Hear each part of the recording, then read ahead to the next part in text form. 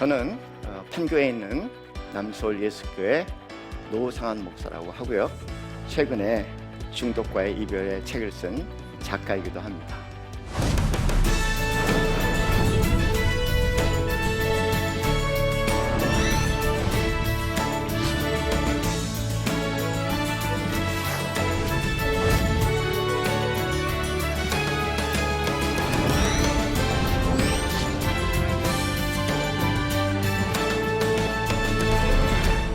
이성복 시인이 그날이라는 시를 썼습니다.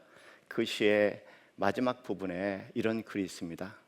그날 몇 건의 교통사고로 몇 사람이 죽었고, 그날 시인의 술집과 여관은 여전히 붐볐지만 아무도 그날 신음소리를 듣지 못했다.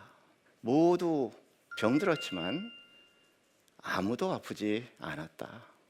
참 특이한 시죠. 왜 그럴까? 왜 그 신음소리를 듣지 못할까?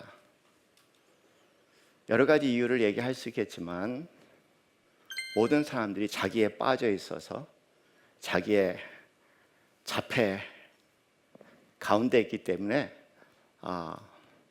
듣지도 보지도 못했을 겁니다. 다른 사람의 고통과 신음소리는 그만두고 이런 사람들은 정작 자기 내면에 있는 신음소리도 잘 들을 줄 모르는 사람들입니다.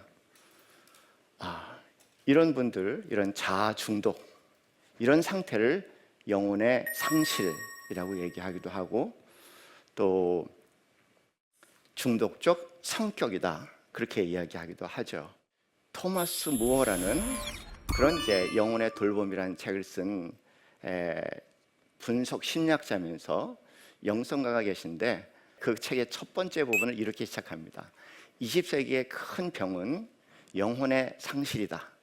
이는 우리 모든 어려움 속에 얽혀 있으며 개인이나 사회에 부정적으로 작용한다. 영혼을 소홀히 할 때 그것은 단순히 없어지는 것이 아니라 여러 가지 증상으로 나타난다. 곧 강박관념, 중독 증세, 폭력, 그리고 의미 상실 등으로 나타난다. 여기 나와 있는 강박관념, 중독 증세, 폭력, 의미 상실은 알고 보면은 다 중독증을 가지고 있는 사람들의 공통적인 특징이다. 그렇게 이야기할 수 있죠. 중독이란 무엇인가?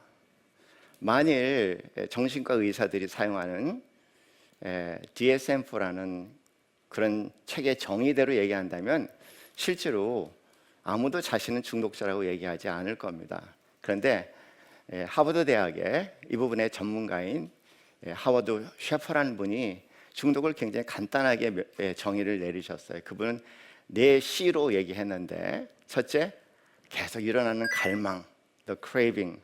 둘째, 그것을 하지 않으면 견딜 수 없는 강박, compulsion.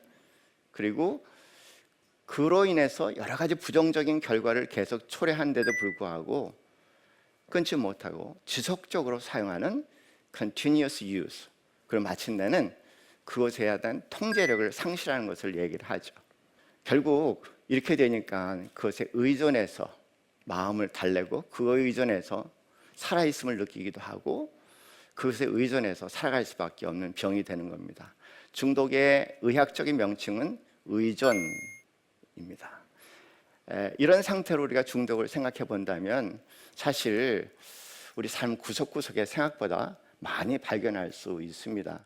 우리 대부분 익숙한 중독은 신문지상에 많이 나오는 4대 중독, 5대 중독 그런 걸 얘기하잖아요. 그러니까 알코올 중독 또는 마약 중독 또 도박 그리고 또 소위 디지털 중독이라고 얘기하는 게임 중독이나 어떤 스마트폰 중독을 얘기하죠. 근데 그것뿐만 아니라 알고 보면은요, 이런 중독적 성격, 영혼의 상실로 인한 중독적 성격을 가지게 되는 경우에 그 사람 손에 들어가면 모든 것이 아무리 좋은 것도 중독이 될 수 있다는 거예요. 예를 들어서 중독적 성격을 갖는 경우에는 에어로빅이 참 좋은 거 아니겠습니까? 그런데 그 에어로빅도 결과적으로 중독이 될 수가 있고요. 그리고 우리 기독교인들도 이런 중독적 성격을 갖는 경우에는 그런 일종의 종교 중독이 될 수도 있다는 것도 생각해 봤으면 좋겠어요. 여기 뭐 여러 가지 것들을 여러분이 이렇게 지금 보고 계신데, 일 중독, 그다음에 물질 중독, 흔히 전통적으로 머니, 파워, 섹스 이렇게 얘기할 때 이제 권력 중독도 중독이라는 거. 그리고 돈 뭐니 해도 알고 돈 하는 머니 중독. 지금 뭐 사실 머니는 대부분 뭔가 할 수 있다는 생각을 가지고 있어요. 행복도 살 수 있다는 생각. 그리고 이제 뭐 섹스 중독은 우리 사회에 전반적으로 펼쳐져 있는 그런 중독입니다. 전통적으로 얘기했던 중독, 이런 부분들을 얘기한다면 제 자신을 가만히 돌아보면 저도 엄청나게 중독을 많이 가지고 있어요. 여기 나와 전 일 중독이죠. 저는 완벽주의적인 중독이죠. 뿐만 아니라 온갖 강박적 행위들, 이런 것도 일종의 중독의 영역에 들어가는데, 그뿐만 아니라 이런 부정적 정서에 중독이 되어서 그것이 아니면 견딜 수 없는, 참 이해할 수 없는 그런 영역들이 굉장히 많습니다.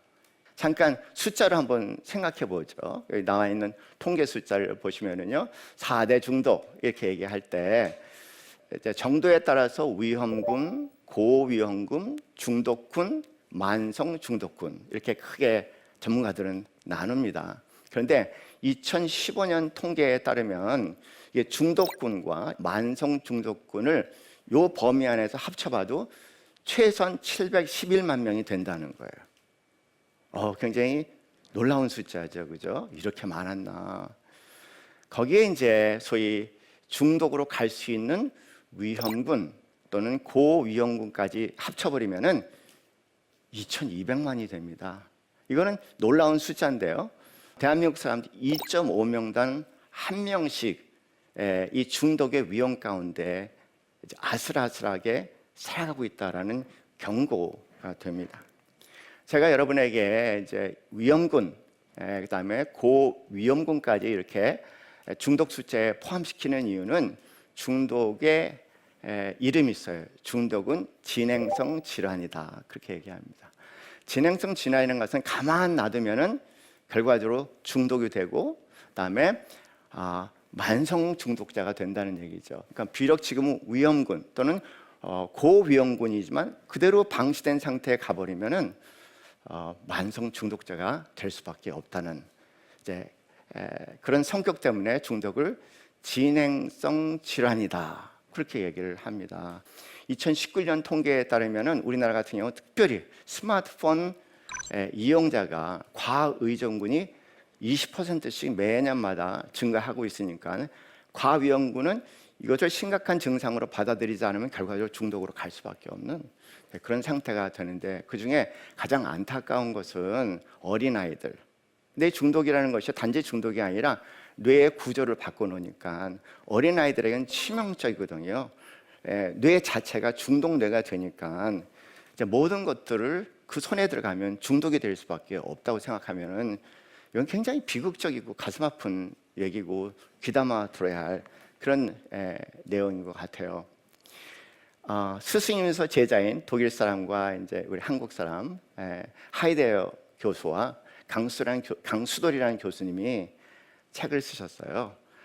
대한민국을 분석하고 한 책이거든요. 그 책의 제목이 중독 사회, 그런 제목인데 부제목으로는 대한민국은 포스트 트라우마 중독 사회다. 그래서 대한민국은 중독 사회다라는 이름으로 책을 정말 잘 썼습니다. 그 책에 한 부분이 이런 글이 있습니다. 한국 사회를 분석해 보니까, 한국 사회 흐름을 보니까는 사회 전체가 일종의 중독자처럼, 개인이 아니라 사회 전체가 비정상적인 행위를 하면서도 마치 이것이 정상인 양 개인들이 수용하고 있는 맥락 위에서 각종 중독이 진행되고 있다는 겁니다. 여기에 한국 사회가 직시를 해야 된다, 이런 얘기를 합니다. 그러면서 대한민국은 중독 사회, 중독 시스템이다, 이렇게 얘기해요. 사회 전체가 마치 알코올 중독처럼 움직인다는 거예요. 중독 시스템은 중독을 먹고 살면서 그 중독을 촉진하는데, 중독 사회 대한민국은 일 중독, 권력 중독, 경제 성장 중독 등에 빠져 있다. 그분의 분석입니다. 구성원들도 일 중독, 알코올 중독, 스마트폰 중독, 게임 중독, 성형 중독, 명품 중독, 온통 중독에 빠져 있다. 이런 결론을 그분이 두 석학이 이야기를 하죠. 통계적으로 보나 이 석학들의 얘기나 다 우리가 좀 더 우리 내 개인뿐만 아니라 사회 전체를 좀 깊이 살펴봐야 할 것 같아요. 특별히 교회는 이 시대에 어떤 사명을 갖고 있기 때문에 더 이런 부분에 눈을 열고 고민을 해야 되지 않을까. 이렇게 중독이 전문가들은요, 이 영역에 한국 사회는 중독 사회라고 얘기를 하는데, 대한민국은 중독 공화국이라고 얘기하는데, 의외로 그런 자각 증상은 거의 없어요. 마치 그죠, 모든 사람들이 병이 들었지만 아무도 아프지 않았다는 구절이 너무나 잘 맞는 것 같아. 인터넷에 돌아다니던 어린아이가 쓴 시래요. 나중에 이제 어른이 쓴 시로 이렇게 밝혀졌는데 너무나 재미난 글이에요. 인용하겠습니다.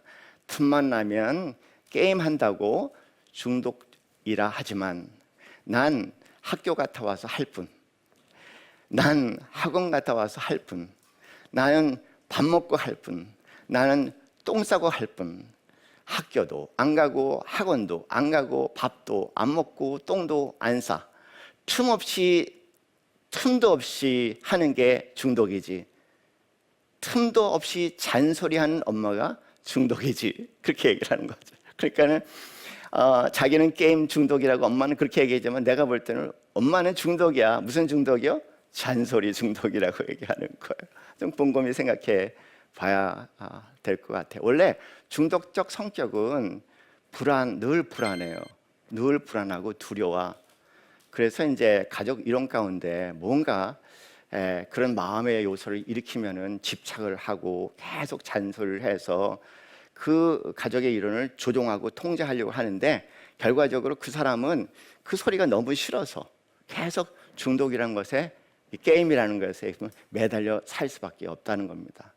이런 사람들, 우리가 생각할 때는 너를 위해서 사랑해서 좋은 의도로 계속 하지만 궁극적으로 그 대상을 거기서 구해내기보다는 중독에 더 깊이 빠져들게 하는데, 이런 사람을 동반의존자라는 이름을 붙이죠. 이 동반의존은 또 하나의 중독입니다. 그런데 중독이 있는 가정을 보면은 적어도 한 사람 내지 두 사람은 반드시 있다는 거예요. 문제는 늘 엄마가 이런 잔소리 중독인데, 불안, 초조, 두려움의 중독인데 이제 아이만 중독이라고 얘기하니까 의외로 중독자들이 본인이 중독이라는 걸 인식하지 못하고 주위 사람들의 계속 중독이라고 얘기하는 것이 더 큰 문제를 일으킬 수 있다는 것, 다시 한번 좀 진지하게 생각해 봐야 할 것 같아요. 엄마가 치료되지 않으면, 이 잔소리 중독자가 치료되지 않으면 게임 중독에 빠져 있는 아이는 절대 치료될 수 없다는 것을 생각해 본다면 많은 것들을 의미하고 있지 않습니까? 제럴드 메이라는 이제 정신과 의사면서 또 영성가면서 중독 전문 치료자죠. 이분이 고인이 되셨는데, 그분이 이제 목사님들 많이 읽는 책이에요. 중독과 은총이라는 그런 책이 있어요. 그 책에 이런 재미난 얘기를 합니다. 모든 사람의 95%는 무엇인가 중독되어 있고 나머지 5%만이 중독되어 있지 않다. 자기가 만난 많은 사람들을 보면은 95%는 뭔가 중독되어 있는 거예요. 근데 이제 5%는 중독되어 있지 않다고 얘기하는데, 그 5%는 아직 만나본 일이 없다. 그렇게 얘기하니까 궁극적으로 모든 사람들이 자기 관점에서는 중독에 빠져 있다. 그러나 이 또한 아까 말씀드린 것처럼 모든 사람이 병이 들었지만 아무도 아프지 않은 그런 특이한 그런 병이 되어 있습니다. 어떻게 한국이 이렇게 세계 사람들에게 또는 한국의 전문가들에게 대한민국은 중독공화국이라는 이름을 오명을 쓰게 되었을까? 세 가지 이유를 얼른 생각해 볼 수 있을 것 같아요. 대한민국이 서구 세계를 모방하는데, 서구 세계를 선진화되는 과정에 열심히 쫓아가는 것. 두 번째는 포스트 트라우마라는 그 한국의 특이한 상황, 세 번째는 체면 사회라는 또 하나의 한국의 특이한 상황이 복합적으로 작용해서 전대미문에, 우리나라는 보면 항상 세계 1위야, 스트레스도 세계 1위, 이혼율도 세계 1위, 그러더니 드디어 이제 중독, 그 다음에 뭐 여러 가지 부분들도 그 영역을 차지하기 시작하는 것 같아요. 간단하게 살펴볼게요.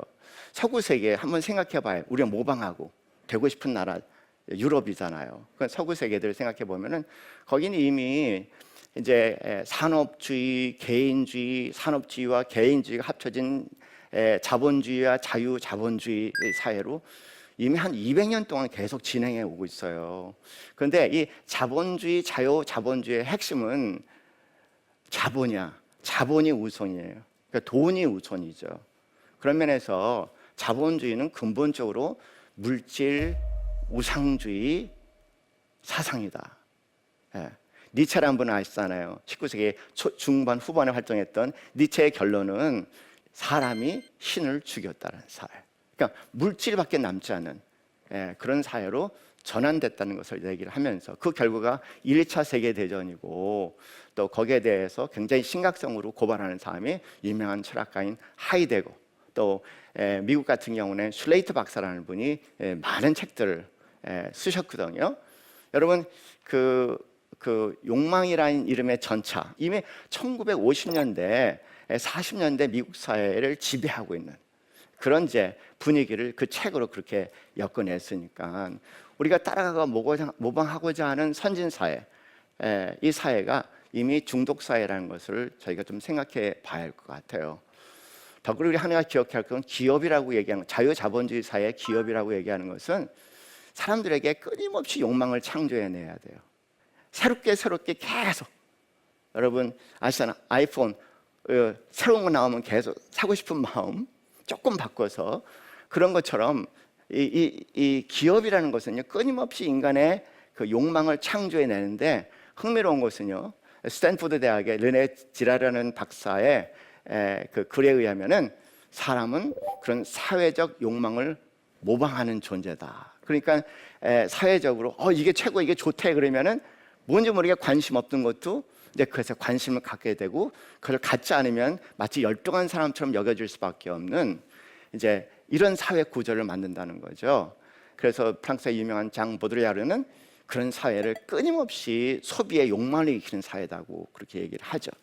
그게 필요한 게 아니에요. 필요해서 사는 것이 아니라 남들이 가졌고 그리고 부러우니까. 얼마나 많은 돈들이 거기에 소모되는지 많은 시간이 되면 많은 예들을 통해서 말씀을 드릴 수가 있습니다. 이런 사회를 간다면 우리 사회도 중독 사회로 갈 수밖에 없지 않냐. 두 번째는 아까 말씀드렸던 그 하이데와 강솔이라는 분이 쓰신 중독 사회라는 책 안에서 인용한 부분입니다. 한국 사회가 오랫동안 집단으로 경험한 가난하고 고통스러웠던 트라우마, 정신 충격으로 인한 두려움으로 온 사회가 잘 살아보세라는 기치 아래 경제 성장에 중독된 채 노동을 개인의 정체성 확인, 생계 수단 회복의 유일한 길이라고 내면화해버린 상태가 되었다. 이렇게 얘기합니다. 어렵고 힘들었죠. 6.25 이후에 한국 사회가 정말 다 파괴가 아무것도 없어요. 저도 기억나는 게 어렸을 때 자라면서 늘 동해에서 나오는 스피커 확성기 소리, 잘 살아보세요. 그냥 우리 선진 사회처럼 그 마이카 시대가 왔으면 좋겠습니다. 그런 꿈을 가지고 끊임없이 그 사회를 향해서 나가는데, 문제는 저희 세대가 끝났으면 좋겠는데요. 이런 성향, 물질의 가치를 두고 물질을 통해서 자기 정체성을 확인하고 서로 비교해가면서 내가 낫다, 네가 낫다라고 서로 우열을 가리는 이런 습관 있지 않습니까? 이런 습관은 대를 물린다는 거예요. 지금 그렇게 가난하지 않아. 그렇지만은 우리 부모들이 이런 중독적 성향을 가지고 있기 때문에 우리 밑에 자라는 아이들은 무의식적으로 벌써 그런 중독적 성향을 갖게 되죠. 그래서 애들 보면 우리보다 더 많고 풍요한 것을 누리면서도 불구하고 정말 거기에 대해서 이게 풍요하다, 대단하다. 외국 사람들은 막 우리나라에 와서 일하고 싶어 하잖아요. 돈 벌고 싶어 하잖아요. 지금 한국 사회는 온통 부족감에 시달리고 빈곤감에 시달리고 불평, 불판과 분노로 가득 차 있는 사회 아니겠습니까?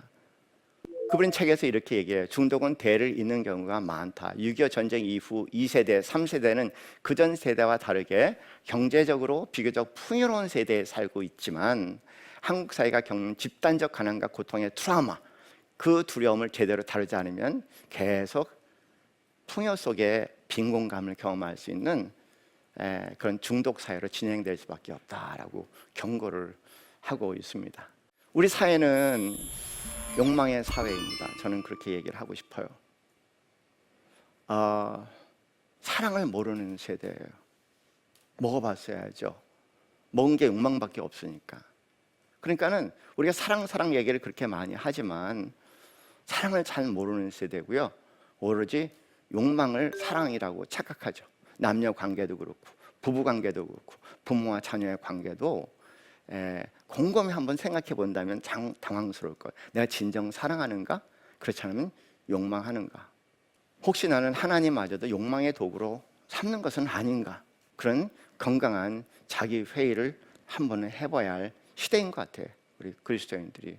사랑은 참 중요합니다.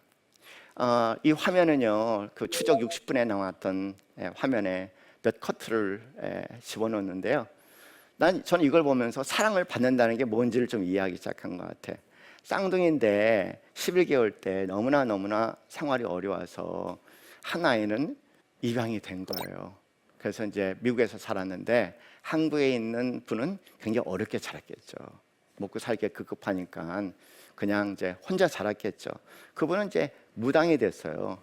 그런데 뜻밖의 그 미국으로 입양된 그 쌍둥이는 유명한 대학의 심리학과 교수가 됐는데 정말 단단한 사람이더라고요. 멋있는 사람이더라고요. 근데 그 양육하신 부모님이 그분이 얘를 어떻게 양육했는가 쭉 보여주는데 제가 거기서 하나 느낀 게 뭐냐면 사랑을 받고 자란다는 것이 바로 이런 거구나. 그리고 저도 처음 알았어요. 맨날 목사라서 사랑 얘기하면서 이게 사랑을 받고 자라는 거구나 라는 걸 처음 알았는데, 이 그림을 보시면은 거기에 이제 이렇게 그 왼쪽에 그림을 보시면은 사진첩 같은 게 있지 않습니까? 이게 일지야. 그냥 매일매일 아이를 보면서 아이의 행동을 기록하고 또 여러 가지 것들을 이렇게 많어. 북 1 75년부터 77년, 북 2 78년 이거를 이렇게 많이 만들었어. 그리고 북 1을 보면 일일이 하나하나 뭐가 나와 있잖아요. 기록을 하고 있잖아요. 아이에 대한 관심, 그 관심과 사랑이 무엇일까를 곰곰이 생각한다면 아마 이런 정성과 관심을 기울인 부모는 그렇게 많지 않고, 그렇잖아요. 우리가 사회적 자아로서 살아가면서 우리 아이들을 사회에 성공한 아이로 키우려면은 사회에 맞춰 가다 보니까 사랑보다는 근심과 걱정과 두려움에 욕망의 아이를 양육할 수도 있지 않습니까? 여기 괴테의 시가 있어요. 우리는 어디에서 태어났는가? 사랑에서. 우리는 어떻게 멸망하는가? 사랑이 없으면. 우리는 무엇으로 자기를 극복하는가? 사랑에 의해서. 우리를 울리는 것은 무엇일까? 사랑. 우리를 항상 결합시키는 것은 무엇일까? 사랑. 이 사랑이 결핍될 때 가정과 사회 모습을 한번 생각해 보세요. 온통 서로 욕망으로 키워지고 욕망으로 대하는 사회는 어떤 모습일까 생각해 보세요. 미국의 유명한 모든 복지정책, 보건복지부 정책을 관장하는 분이 이런 유명한 얘기했어요. ill, 아프다 그런 얘기죠. 영어로 ILL is lack of love. 사랑의 결여다 이렇게 이분이 얘기하십니다. 모든 병은 사랑의 부재에서 오는 것이고, 사랑의 부재는 결과적으로 자아에 빠져들어가는 자폐적인 자아 중독에 이르게 하고, 이 사랑의 부재는 사랑과 인정 욕구 충독에 빠지게 되고, 사랑의 부재는 궁극적으로 중독적 성격을 만들어낸다는 겁니다. 세 번째를 보면은요, 우리 문화는 체면 사회야. 여러 가지 얘기를 하고 있지만 보여주기 위한 삶이에요. 이 보여주기 위한 삶은요, 실제로 보면은 항상 외적인 어떤 기준과 비교하고 경쟁하고 쟁취하고 갈등하면서 자기의 정체성을 확인해야 되는데 그 상대가 계속 움직인다는 거예요. 그러니까 실제로 정체성이 없어요. 끊임없이 정체성을 만들려고 애를 쓸 뿐 정체성은 없고, 상대적으로 외적인 것에 계속 집중하다 보니까 내면의 세계가 공허할 수밖에 없거든요. 그래서 내면이 마치 뭐와 같으냐면 속빈 강정 같아. 그 스트레스가 생기면 바삭 깨져 버리는 거예요. 그래서 스트레스에 굉장히 취약한 그런 이제 자아를 갖게 되는데, 안타까운 것은요, 외식적인 삶이니까, 이중적인 삶이니까 사람들 앞에 순고가 실제로 자기 모습이 다른 거짓 자아를 가지게 되는 거죠. 거짓 자아는 굉장히 기분 나쁜 거예요. 뭔지 모르게 내가 숨기고 있다는 것은요, 정말 안 좋은 느낌입니다. 그래서 이제 그런 느낌을 가지면은 친밀감에 대해 문제가 생겨요. 자기 자신을 친밀할 수가 없어. 그러니까 다른 사람하고 친밀할 수가 없죠. 그러다 보니까는 여러 가지 스트레스와 문제가 생길 때 사실은 위로는 사람밖에 없거든요. 사람에게 위로를 받기보다는 그것이라고 얘기하는 물질과 물건에 통해서 끊임없이 위로를 받으려고 애를 쓰죠.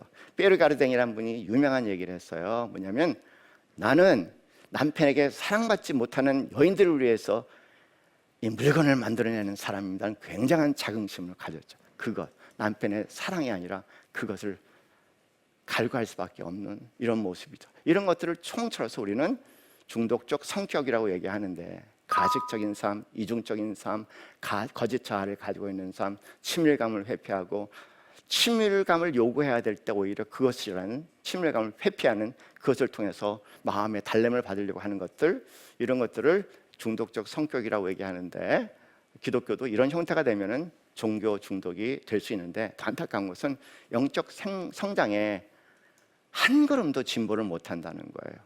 유명한 책 필립 얀시라는 우리 기독교계 거장 아니겠습니까? 작가. 이분이 쓴 내 안에 하나님이 없다, 평생 신앙을 살면서 하나님 내 안에 있다고 생각했는데 어느 날 발견한 것은 이제 그런 거죠. 자아 중독, 영혼의 상실, 중독 성격, 여기서 어떻게 내가 회복이 돼야 되겠는가. 간단하게 몇 가지 말씀을 드립니다. 일단은 그 내면의 세계를 회복을 해야 돼. 내면의 세계를 회복하려면은 진솔함이 필요합니다. 진솔해야 돼요. 내 자신에게 진솔할 수 있어야 돼요. 이거는 평생 거짓 자아를, 위장적인 자아를, 체하는 자아를 가지고 있는 사람들에겐 중후 같은 도전이거든요. 어쨌든 그러나 그 고비를 넘어가지 않으면 안 됩니다. 그리고 그 사람이 소속된 공동체가 그 진솔함을 웰컴하고, 그리고 박수를 쳐줄 수 있는 그런 안전한 공동체가 돼야 되는데, 우리는 약간 상대가 자기의 진솔함을 얘기할 때 좀 부정적인 얘기로 많이 얘기하는 것 같아서 참 치유는 굉장히 요원하진 사회적인 분위기다. 교회 안도 마찬가지고. 진솔한 감정은요, 여러분, 제 영혼이라고 생각하시면 돼요. 진솔한 감정을 통해서 내 감정의 세계를 회복하는 것은 영혼의 회복이라는 단어로 말씀을 드리겠습니다. 영혼의 실체는 뭐냐? 영혼의 실체는 우리의 감정 덩어리예요. 여러분, 시편 42편 시편 말씀을 보면은, 내 영혼아, 내가 어찌하여 내 속에서 실망하고 어찌하여 불안한가? 너는 하나님을 바라라.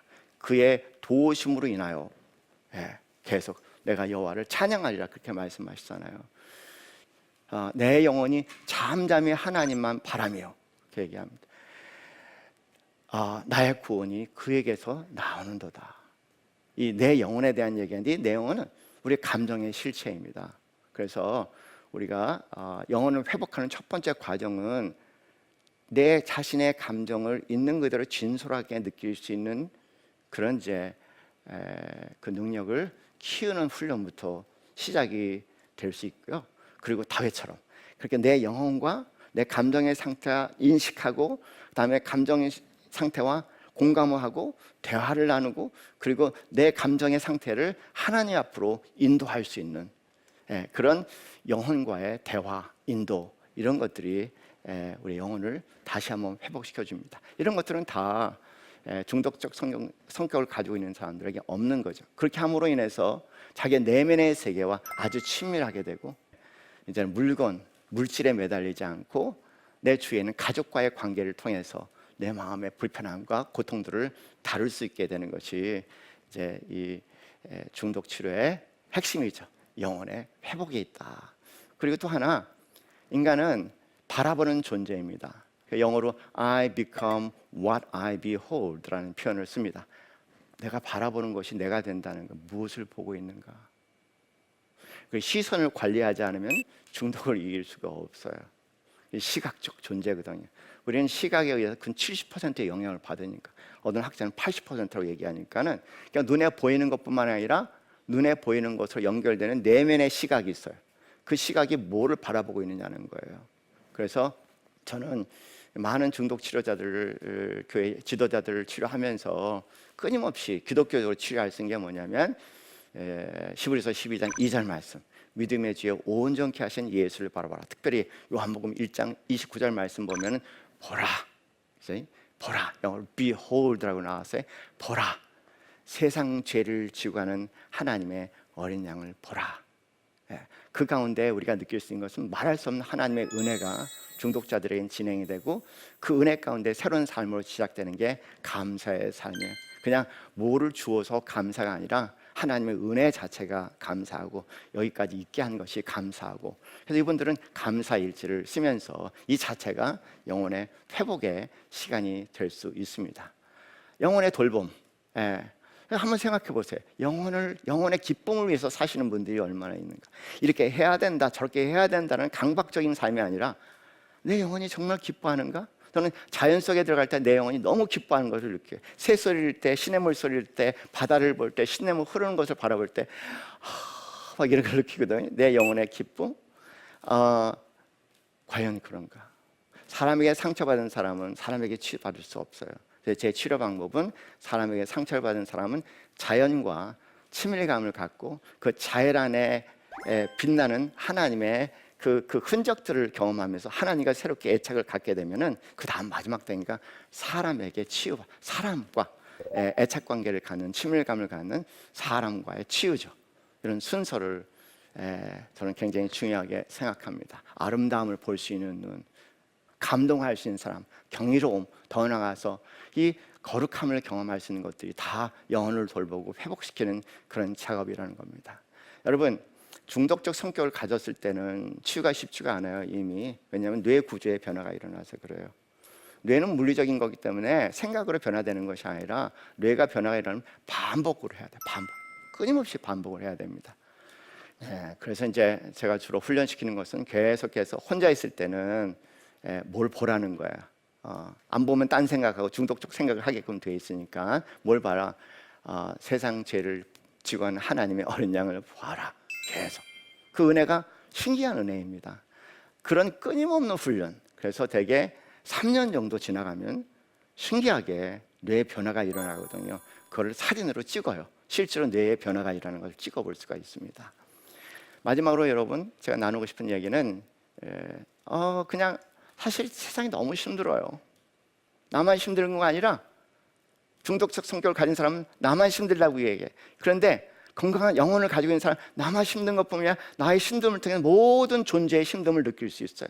그래서 존재하는 모든 것에 대한 깊은 연민의 마음, 그리고 이렇게 힘들어가는데도 살아가는 존재에 대한 깊은 호기심과 경외감, 그리고 깊은 존경심, 이것을 회복하는 과정 자체가 하나의 영혼의 회복 시간이고, 중독으로부터 완치되는 긴 과정의 일부라는 것에 대해서 짧은 시간이지만 이 시간 여러분과 함께 이야기를 나눴습니다. 혹시 여러분 가운데 질문이 있으시면 지금 질문하시기 바랍니다.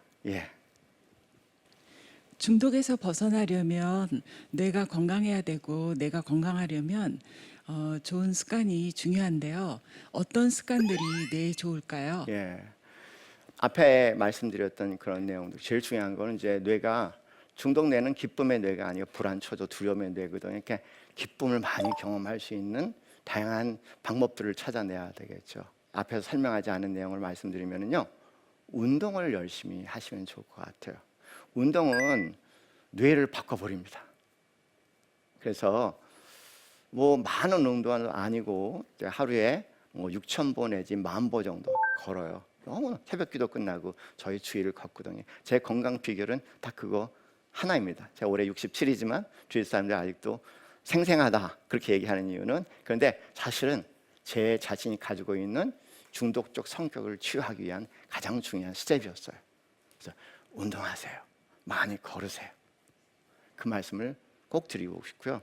모든 중독 치료의 기본은 운동이고, 뇌 변화의 가장 효과적인 것은 운동이라는 것. 그렇게 기억하시면 일단 기쁨의 뇌, 긍정의 뇌를 회복시키는 가장 적극적인 방법은 운동이라는 거. 그래서 그렇게 3년만 가면은 놀라운 변화가 일어날 겁니다. 감사합니다.